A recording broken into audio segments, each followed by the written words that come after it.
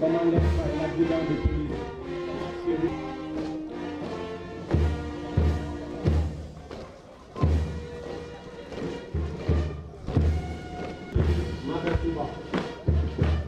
Monsieur le ministre de l'Intérieur et de la Sécurité publique,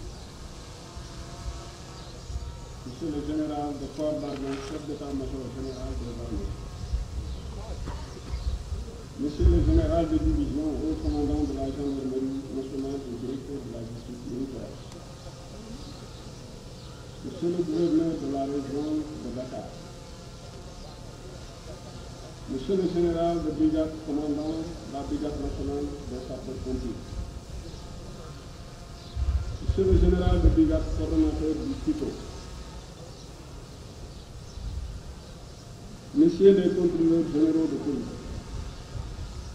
Messieurs les officiers généraux,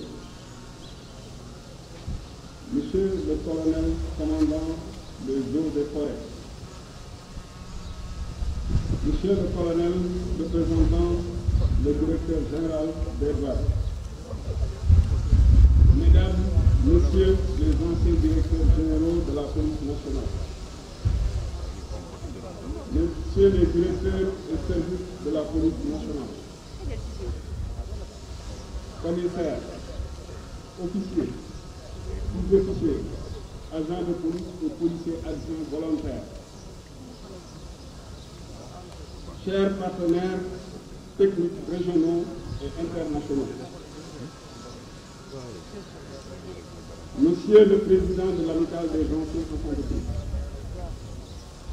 Messieurs et Mesdames les retraités de la police nationale, chers parents, chers amis et proches, honorables invités en vos rangs, grades et titres, je rends grâce à Allah, maître de l'univers et protecteur absolu, et le prie de m'assister et de m'accompagner dans l'accomplissement de cette nouvelle mission.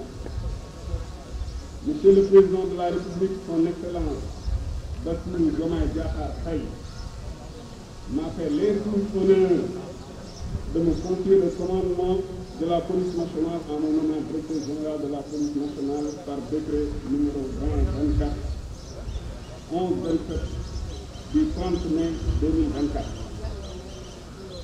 Je lui exprime ma profonde gratitude et ma totale reconnaissance pour cette marque de confiance. Mes remerciements vont aussi à l'endroit de Monsieur le Premier ministre et à votre endroit, Monsieur le ministre de l'Intérieur et de la Sécurité publique. En cette occasion particulière, j'ai une pensée pour toutes les personnes chères qui ont été arrachées à notre affection. Je prie pour le repos éternel de notre âme.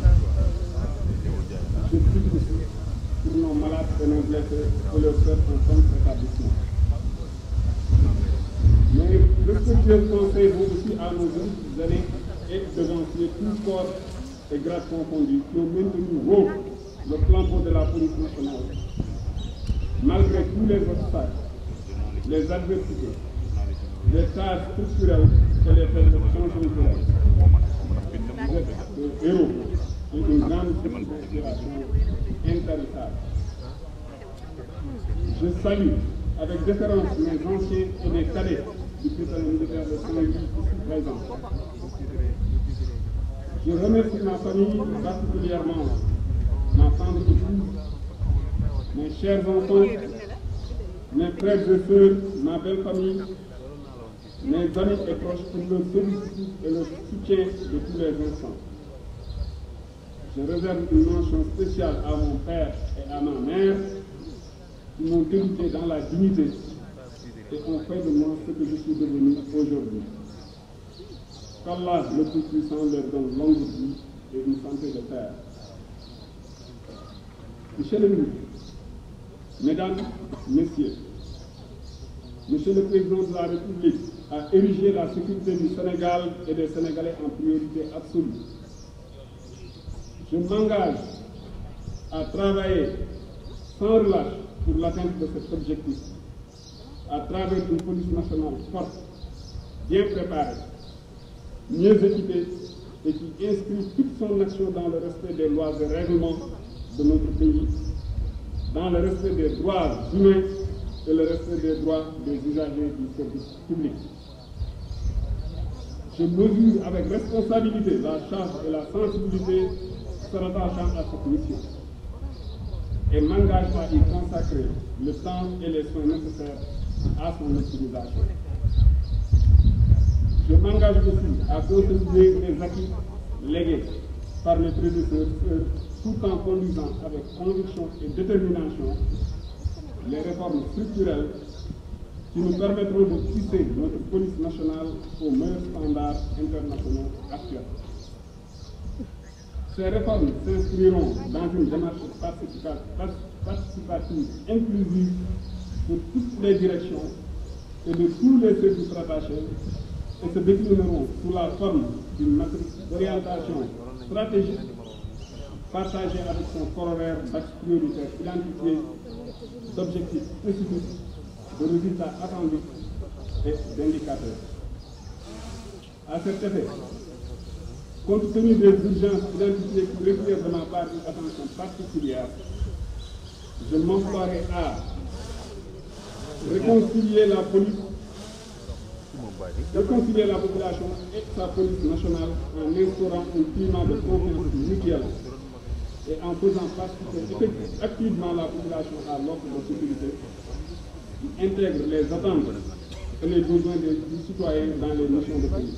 C'est-à-dire, c'est là une nécessité inhérente à l'évolution du concept de sécurité et à la nature des menaces sécuritaires protéiformes actuelles. À créer les conditions nécessaires de l'accessibilité permanente des populations aux différents services offerts par la police nationale, par le processus de digitalisation et aussi par la remise à flot du numéro vert de la police. À étendre et densifier les patrouilles dans les zones périurbaines, les banlieues, dans le cadre de la prévention. À réviser la doctrine du maintien de l'ordre et des règles d'engagement dans le sens d'une meilleure prise en charge de l'impératif du respect des droits humains. À améliorer les rapports avec la presse et les autres partenaires privilégiés de la police nationale.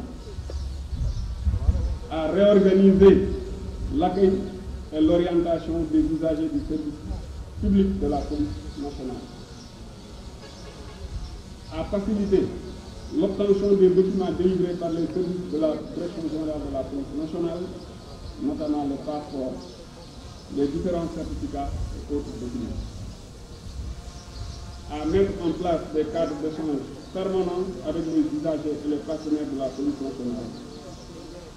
À réorganiser également la communication de la police nationale. En effet, il ne suffit pas seulement pour la police d'être efficace et efficiente, il faut aussi qu'elle partage ses résultats avec les populations. À consolider le rayonnement international de la police nationale à travers la perpétuation de sa contribution positive au maintien de la paix et de la sécurité internationale. D'autre part, j'engagerai à travers une planification stratégique les changements systémiques nécessaires dans les domaines ci-dessus mentionnés. Dans le domaine de la formation des personnels de la police nationale, je souhaite réviser en profondeur les contours des curricula des écoles de police en vue d'adapter au mieux la formation aux nouvelles exigences. Les écoles de police doivent contribuer à former des fonctionnaires de police d'un tout niveau, les fonctionnaires de police de l'État. La formation continue et les formations spécialisées restent des priorités absolues, tout comme le maintien en condition des personnels et des unités à travers l'entraînement et la préparation. Concrétiser le projet de création de l'Académie de police sera aussi une priorité pour moi et mes équipes. En outre, la police nationale doit être un espace de bouillonnement intellectuel, particulièrement sur les questions de paix et de sécurité. À cet effet, Je compte relancer les cadres de réflexion entre fonctionnaires de police et faire des écoles, des creusets de recherche et de propositions sur les questions sécuritaires. Au plan opérationnel, je compte renforcer la lutte contre la délinquance urbaine, les agressions, les vols, les violences de toutes sortes, en instaurant une réelle politique de police de proximité. Concernant la sécurité routière, la compagnie de circulation sera renforcée et dotée de moyens additionnels d'intervention et verra son déploiement étendu à de nouvelles zones. Des mesures coercitives seront prises pour lutter contre les délinquants routiers, inciter au respect du code de la route et par conséquent baisser le taux de mortalité sur nos routes. Avec le concours des autres services compétents de l'État, la police nationale jouera un rôle de premier plan dans la nécessaire réorganisation de la circulation des motocyclettes, surtout pour le respect de tous les prérequis nécessaires, notamment le port du casque, l'identification à travers l'immatriculation, la sensibilisation et le soutien pour la formation et la maîtrise, ainsi que l'application des règles du code de la route. La police nationale jouera également un rôle dans la réflexion sur la problématique de la prolifération anarchique des mototaxis. L'utilisation des terminaux de paiement d'amende forfaitaire sera étendue, voire généralisée si possible. Les nouveaux modes de transport de masse, BRT et TER, et les environnements seront sécurisés. Les effectifs des commissariats seront renforcés pour améliorer le ratio police-population, notamment dans les zones les plus criminogènes, les zones commerçantes et les zones à forte densité de population, comme les banlieues. La lutte contre les cybermenaces, la cybercriminalité et les dérives sur Internet sera intensifiée avec un accent particulier sur la protection de la vie privée des citoyens par le renforcement organique et logistique de la Division nationale de la cybersécurité. L'action de la police nationale dans la surveillance et la protection de nos frontières sera davantage consacrée par la création d'unités de patrouille frontalières, l'extension aux frontières terrestres du réseau automatisé de contrôle des entrées et sorties aux frontières, le renforcement du maillage par la création et la construction de nouveaux frontières. Dans la même lancée, je travaillerai à la mise sur pied effective d'une police maritime pour mieux lutter contre les infractions maritimes et contre la migration irrégulière par voie maritime. La lutte contre la criminalité transnationale organisée, notamment les trafics, ainsi que le terrorisme et le blanchiment, sera renforcée. Le Sénégal étant de plus en plus utilisé comme zone de transit pour le trafic de drogue, comme le prouvent les récentes saisies. Les trafics divers, médicaments, faux monnayage, etc., y étant également de plus en plus présents. Ce combat passe par le relèvement des capacités des unités de lutte existantes et la formation du personnel dans ces domaines spécifiques. En effet, ce sont souvent des domaines spécifiques en savoir-faire particulier. La régionalisation de la pratique du renseignement, aussi bien stratégique qu'opérationnel, reste également un objectif de premier plan. Sur ce point, l'un des défis majeurs reste l'amélioration des conditions de travail et de formation des personnels des unités de renseignement. J'œuvrerai au renforcement de la coopération avec les autorités judiciaires, administratives, municipales, mais surtout à la synergie d'action avec les autres forces de défense et de sécurité, aussi bien au plan national qu'au plan sous-régional. En effet, pour être efficace, la sécurité ne peut qu'être globale et collaborative. Ceci du fait de la complexité de plus en plus accrue des liens entre les différentes menaces ou les différentes criminalités, qu'elles soient nationales, transnationales ou transfrontalières. Le monde est devenu en effet une toile d'araignée où chaque action ou interaction à un point déterminé peut avoir des conséquences partout ailleurs.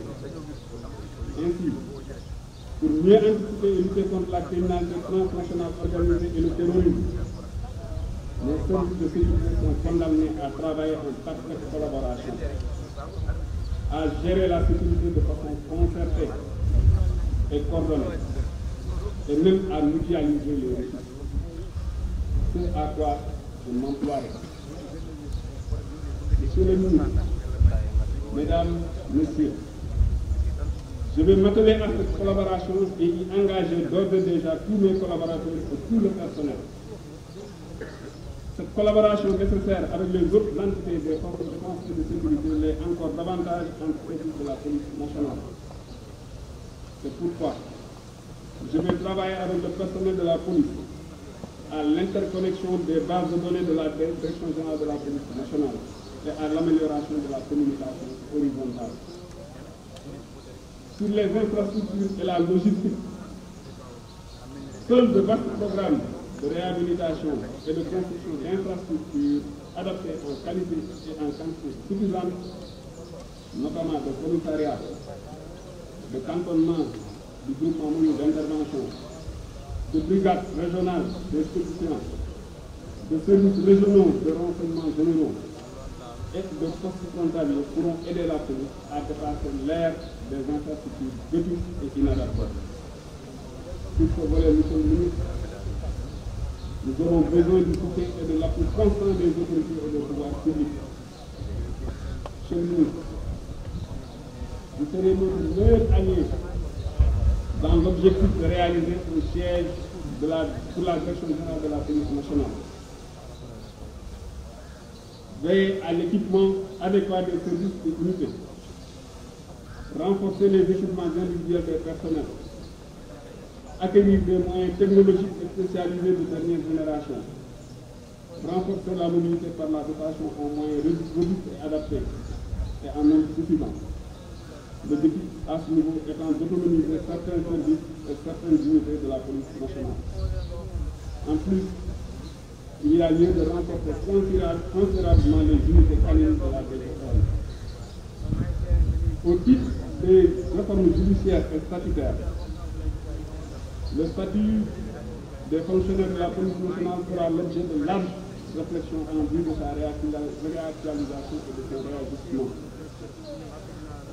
Il y aura aussi lieu de réfléchir à compléter ou revoir carrément le texte sur les policiers volontaires adjoints. Je poursuivrai la réorganisation de la Direction générale de la police nationale déjà lancée en proposant une nouvelle architecture organisationnelle offrant une meilleure prise en charge des besoins des populations et une optimisation des services rendus par la police nationale. Comme nous le demande M. le ministre. Je souhaiterais également faire adopter et vulgariser une code de déontologie du policier. S'agissant de l'épanouissement social et professionnel des fonctionnaires de police, la bonne prise en charge sanitaire et de la sécurité sociale des policiers ainsi que de leurs familles sera améliorée par le relèvement du plateau technique du centre médico-social et la dotation conséquente du service social de la police nationale. De même, un vaste programme en vue de redynamiser le sport sera déroulé afin de permettre à la police nationale de retrouver ses lettres de noblesse dans le milieu sportif, à travers des athlètes et des équipes qui jouent les premiers rôles. Pour cultiver l'esprit de sport, des actes de cohésion et de raffermissement de la solidarité et de la camaraderie seront régulièrement organisés. Tournois de football, basketball, séminaires de partage, activités de promotion, baptême des promotions, etc. La relance de la mutuelle de la police sera effective. La réflexion sera lancée autour de la redynamisation de la coopérative d'habitat pour accompagner les fonctionnaires de police dans l'obtention d'un chez-soi digne de ce nom et à un coût acceptable. Ce ministre de l'Intérieur et de la sécurité publique, ce sont là les bases d'action que je compte mettre en œuvre sur votre impulsion et votre accompagnement ainsi que votre support dans le but d'avoir une police nationale forte, préparée et apte à contribuer avec efficience et efficacité à la sécurisation du Sénégal et des Sénégalais, dans le strict respect des lois et règlements et dans le respect des droits et libertés des individus. Monsieur le ministre, pour réussir la mission qui m'est confiée et mériter la haute confiance de Monsieur le Président de la République, j'ai besoin du soutien de chacun et de tous. Permettez-moi de lancer un appel appuyé à mes collaborateurs et à mes collègues. Contrôleurs généraux, commissaires, officiers, sous-officiers, agents de police et policiers adjoints. Cette noble mission, je la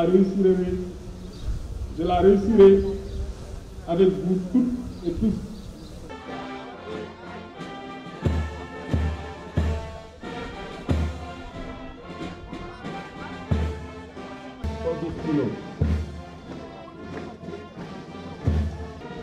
Un détachement représentant la direction de la sécurité publique, commandé par le capitaine de police Ousmane Fall.